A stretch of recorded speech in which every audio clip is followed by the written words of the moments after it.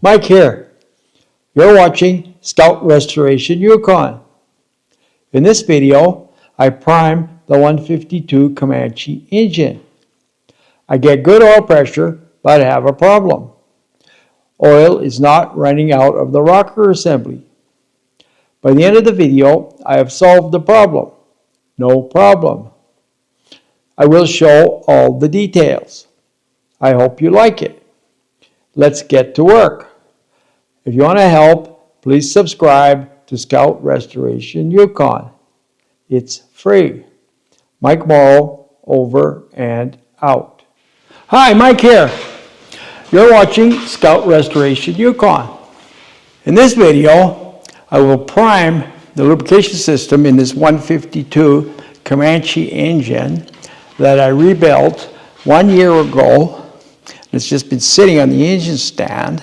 The first thing I want to do is remove the spark plugs and squirt some oil into the cylinders to lubricate the piston rings and turn the engine over manually a few times to make sure that that's lubed up. And before that, I will put oil in the engine. And I'm going to be using Shell Rotella T4.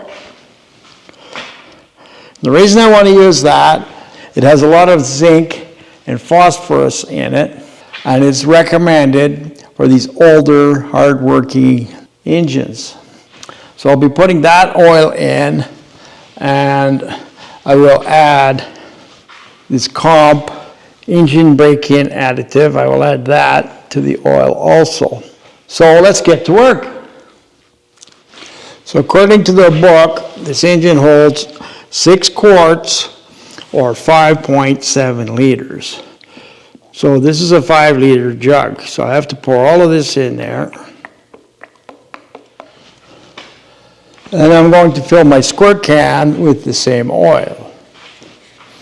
5 liters of more oil filled this engine up quite nicely. But don't forget, I removed this big, large, full flow filter from the engine because it has a bypass valve and not all the oil goes through the filter, and I don't want that for break-in. So I changed the filter head and I put on a spin-on very fine micron filter for the cam break-in, and I'll change it again. And then after the break-in, after all the break-in, I will put this back on again. It's quite nice and big and it's stock. It looks good, and it actually has a drain plug on it to facilitate changing the cartridge without making a big mess. So I quite like this. I just don't want it on there right now. So I've decided to put 3 squirts of oil in each cylinder. So we're at number 1 TDC. And I put 3 squirts of oil in there. So the firing order is 1, 3, 4, 2. So the next one to come up will be number 3. So I've just put a zip tie in there. And I'm turning the engine clockwise because that's the way this engine turns. And you will note that the distributor is also turning clockwise. And I'm just watching my zip tie, and I think it just came to TDC. So have a look over here. Yes, I can see the top of the piston. So I'm going to give this one 3 squirts. Now I've removed the engine from the engine stand. I've removed the motor mounts because they're going to be in the way later on. I put a couple of hose clamps on this breather hose.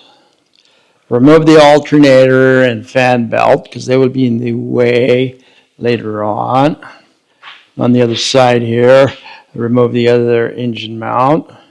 Well, it's sitting on a hydro spool right now, but it's suspended from the alternator bracket. Moving around the back here. Put a different bolt in on the rear intake manifold bolt. And then I have my little 1/4 ton chain come along going from my big hook up here down to this motor mount bracket. I've installed my tool for priming the oil It's got a 3/4 socket on it.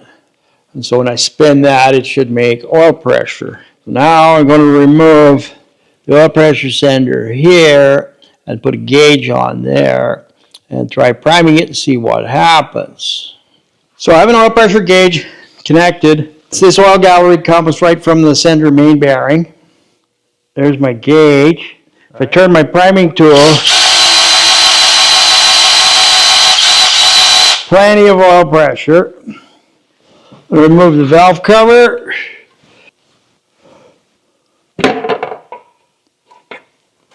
Prime the oil again. See what's going on. Try turning the engine over.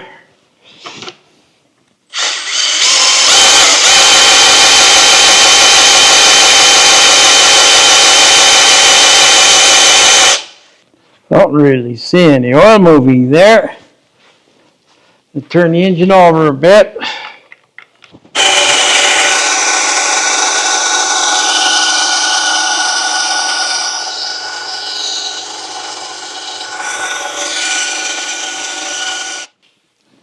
Hi, Mike here.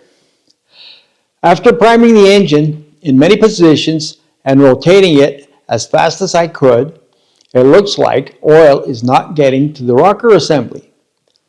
I had 60 to 70 psi. The lifters and distributor drive are getting plenty of lubrication. Several situations can prevent oil from getting to the top of the engine. 1.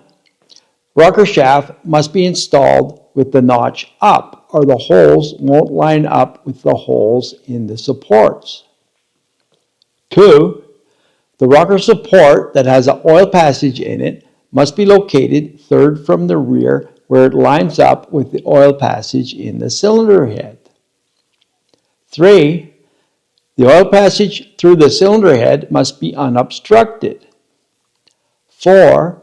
The hole in the head gasket must align with the appropriate hole in the head and block. 5. The oil passage from the cam bearing to the head must not be internally plugged or blocked by an incorrectly installed cam bearing. I removed the rocker assembly and cylinder head. Everything was exactly as it should be. Of course, I couldn't see the cam bearing. With the engine at bottom dead center, I primed it, and oil came out the appropriate hole in the top of the block. This was a huge relief because I was worried that a cam bearing had been installed incorrectly. However, the priming problem is still a mystery at this point. Note, the oil gallery in the camshaft will line up with the oil hole in the cam bearing only once every 2 revolutions because the cam turns half the speed of the crank. In other words, the crank to cam ratio is 2 to 1. This is true for all 4-stroke engines because the cam has to perform all the necessary valve actions for the 4 strokes in 1 revolution. But the crank needs 2 revolutions to complete 4 strokes. At bottom dead center, number 1. Now, watch this. The oil is coming out. So now we have oil. I'm just going to clean this all up, get the oil off, degrease the gasket surface, and put the head on and try again to see if oil comes out the head without rotating the engine. We're going to get the oil out of the bolt holes for sure.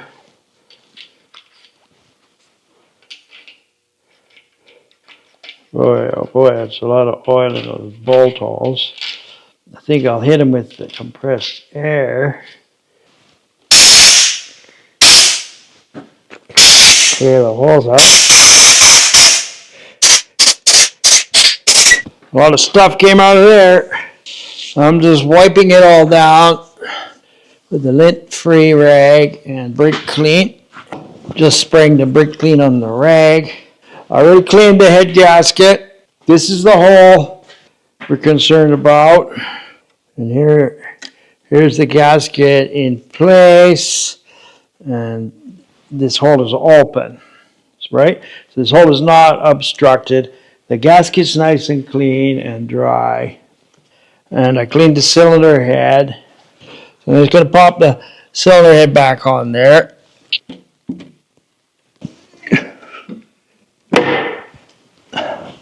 There, we're on the dowels. Everything's good. In position. Clean that up a bit more. What it is, it's that old thread sealer I used the first time. I used a dedicated thread sealer and I don't like it. And I'm going to use Permatex forming gasket. It doesn't leave a residue like this on there. So now, seems like it's pretty clean. So all the head bolts are getting a light coating of Permatex aviation forming gasket just to seal the threads. So first I'll just run these bolts in.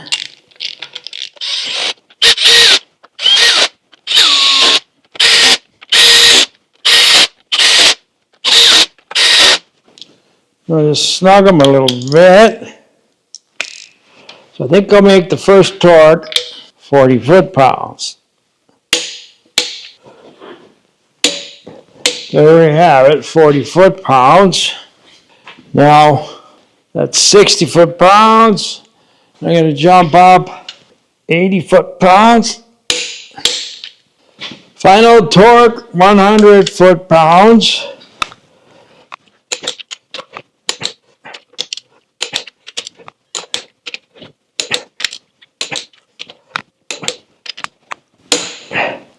Of course, it'll get retorqued when the engine's hot, or when the engine is ran and cooled down again. There. That was the final torque, 100 foot-pounds. I'm just going to do it one more time.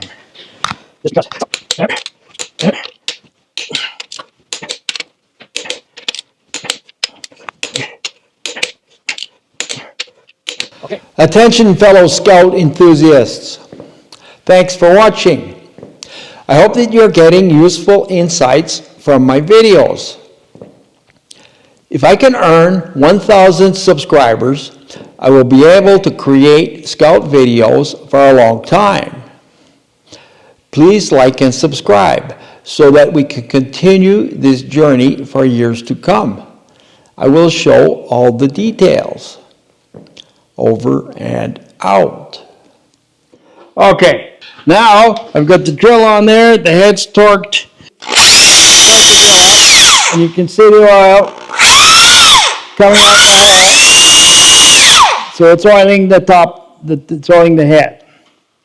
If we look in the spark plug holes, okay, the crank is in the right position and I can see number 2 and 3 pistons are TDC. So that's the position for this engine for the oil. I'm now reinstalling the push rod covers.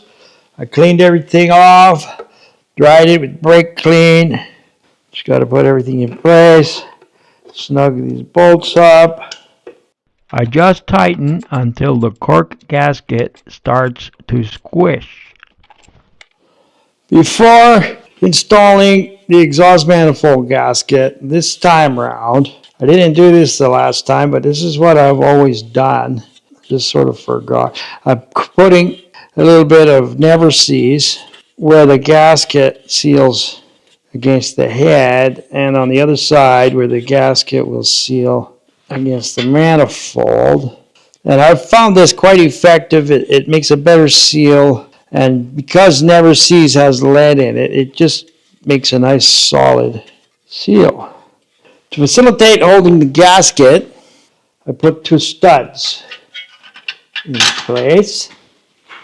So now, let's pop this manifold on here, remove the 2 longer bolts, Slide that right on there. And what I see is I could have used longer studs. Probably would have been better. But these studs have slots in them specifically for this purpose. And they should just screw out. Yeah. So you just unscrew with a screwdriver. So just fish them out with a little magnet. You already never sees on the bolts. They're 3/8 bolts. So just gently run them in.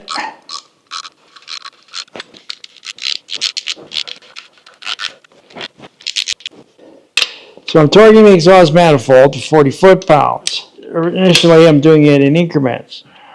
Okay, here we go. 40 foot-pounds. One more thing to do at this end of the engine is to get this water pipe back in place. Just tap it gently with this pin punch. There was plenty of lubrication on the O-ring. So that's in. You just got this little retaining clip here. Goes like that. 3/8 national course. Just tighten that up. Make sure the clip is centered. Make sure the clip doesn't move when I tighten it. All right. And so I can just tighten that a little bit, like so. Have a look. Just tap it a little bit that way. The elevator bracket just slips in here. 2 3/8 bolts here. One more bolt here with 2 flat washers beneath it, which was the required shim that I figured out before. This one here's the right bolt.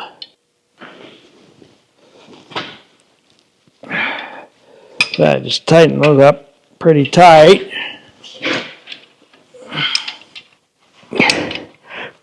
That's plenty tight. That's plenty tight. And that's plenty tight. We'll now install the push rods.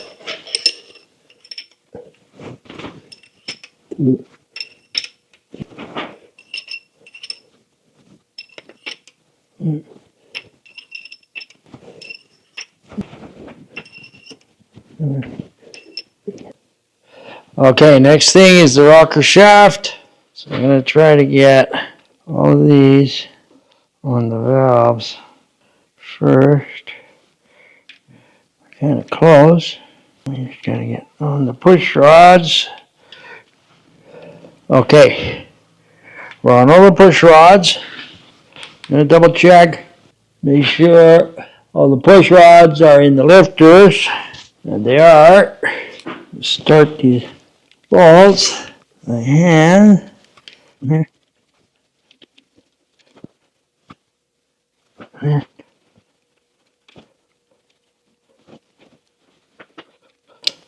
Normally, when I do this, I would have the engine at number 1 TDC compression, and I don't, because that's not where the oil hole lines up in the camshaft. So I've got the engine at number 1 BDC, bottom dead center, right now. So that means number 2 and 3 are up, and I can see number 2 and 3 pistons right there at the top. So ordinarily, you would advise not to do this, but I don't think I've got any lifters that are locked or anything like that, because I've already installed this a couple of times. I just don't want to move the engine, so I try it one time and see if oil comes out. The rocker assembly is what I've been trying to accomplish. Probably if I had just stuck the engine in there and started it, everything would have been fine. But I want to know for sure that it's okay. So these are tightening down fine. I'm just doing it in increments. If you don't go too fast, then the lifter can compress if it needs to.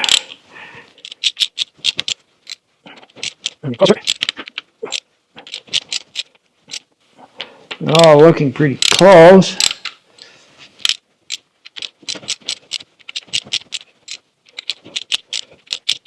So that's all come down pretty good. Rocker shaft, final torque, 20 foot-pounds. And I put sealer on the balls.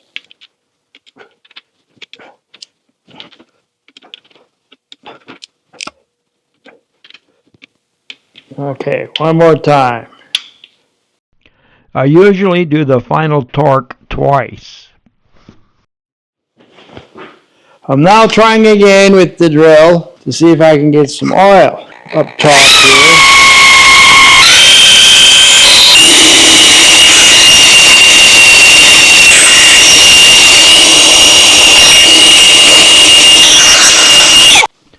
There is a little bit of oil below each rocker, but nothing like what you would expect. Normally, oil is pouring out everywhere. I just don't get it. I will try priming longer.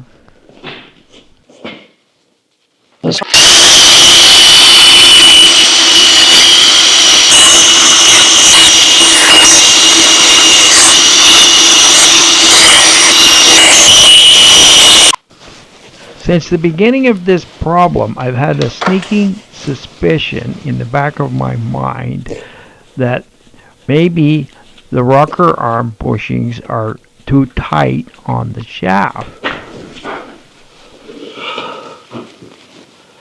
Rocker arms unlimited. Now I'm installing the intake manifold. Having to pull the head to confirm the oil flow is embarrassing, to say the least. However, I learned something, and it makes interesting video, so no regrets. When I rebuilt the engine 1 year ago, the rocker shaft was badly scored, so I shipped it to Rocker Arms Unlimited in Redding, California, where they rebuilt it. 1 year later, when I primed the engine and no oil came out of the rockers, I was sure that my work was all good, but I had to check everything. I suspected that Precision Engines had installed the cam bearing incorrectly, and it was blocking the oil gallery to the head. This was not the case. The cam bearings are all installed correctly. When I prime the engine, with the head off, oil comes out of the oil gallery for the rockers. The lifters are oiling, and the distributor gear is oiling. I had to see this to believe it. Next, I phoned Rocker Arms Unlimited and told him that no oil was running out of the rockers, and that I didn't know why, but I suspected that they were too tight. He said that he was very sorry to hear that, and that I should have phoned him before pulling the head. Then he informed me that no oil would flow past the rocker bushings until after break-in, because they are too tight, but that after break-in, the clearance would be 1.5 thousandths of an inch and the oil would flow.